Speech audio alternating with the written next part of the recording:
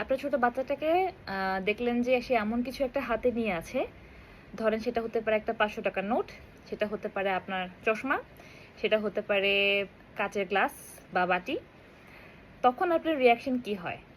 তার হাতে সেটা দেখার পর আপনি বুঝতে পারছেন সে কাচের বাটি বা কাছে কিছু ধরে থাকলে সেটা সে ফেলে ভাঙতে পারে।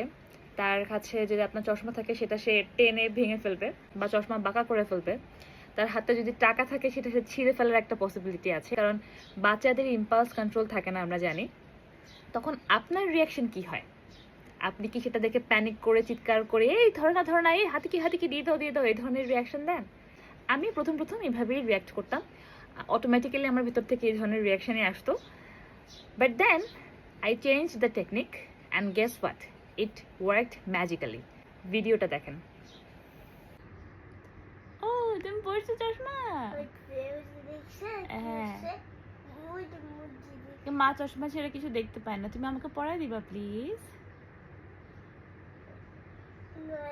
সুন্দর লাগছে। তোমাকে একটা একটা নানান চশমা গিফট করেছিল, মনে আছে? তো ওটা কোথায় গেল? মার অফিসে রেখে আসছো তাই না? তুমি আমাকে একটু পড়ায় দাও না প্লিজ, আমি চোখে দেখছি না। একবার পড়ায় দাও, তারপর তোমার চশমা খুঁজবো দুজন মিলে, ঠিক আছে? তোমার একটা চশমা খুঁজবো, ঠিক আছে? প্লিজ পড়ায় দাও, মাকে কে পড়ায় দিবে রে? কিছু দেখতে পাচ্ছ? কিন্তু তুমি উল্টা পড়েছো বাবা, উল্টা পড়েছো। হ্যাঁ,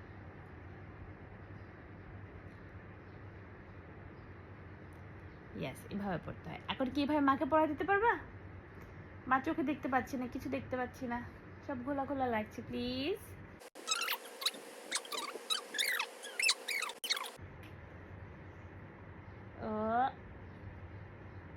Oh, okay, thank you, Faris. I love you.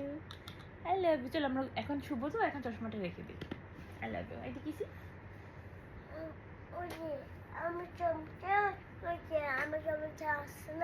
তোমার চামচা? তোমার চামচা কোথায় চলে গেল? কোথায় রেখে আসছো? নীলটা তো মানিকগঞ্জ, বাবাকে নিয়ে আসতে বলবো। আচ্ছা, এখন কামলি অ্যাপ্রোচ যে অলওয়েজ কাজ করবে এটার গ্যারান্টি নাই। এটার 100% গ্যারান্টি নাই। হয়তো 60 to 70% ক্ষেত্রে বা 80% ক্ষেত্রে কাজ করতে পারে, বাট তারপর বাকি 20%-এর ক্ষেত্রে বাচ্চা আপনি কামলি অ্যাপ্রোচ করার পরও জিনিসটাকে ডিস্ট্রয় করতে পারে। আপনার চশমা টেনে ভেঙে ফেলতে পারে, কারণ যেটা বললাম যে বাচ্চাদের কিন্তু ইম্পালস কন্ট্রোল থাকে না। আমাদের হিউম্যান নেচারের ভেতরে ডিস্ট্রাকটিভ একটা নেচার থাকে, যেটা আমরা বড়রা কন্ট্রোল করতে পারি, বাচ্চারা পারে না, কারণ ওদের ব্রেন ওই পরিমাণ ডেভেলপড হয় নাই। বাচ্চাটাকে যদি আপনি কামলি অ্যাপ্রোচ করেন, বাচ্চাটা যদি আপনাকে সেফ ফিল করে, অনেক সময় যেটা হয় যে বাবা মা এতবার হচ্ছে যে প্যানিক করেছে যে বাচ্চাটা বাবা মাকে আপনার রিয়াক্টও করা লাগবে না, আপনাকে দেখেই সেই জিনিসটাকে ভেঙে ফেলবে বা আপনাকে দেখেই সেই জিনিসটাকে ছুঁড়ে মারবে।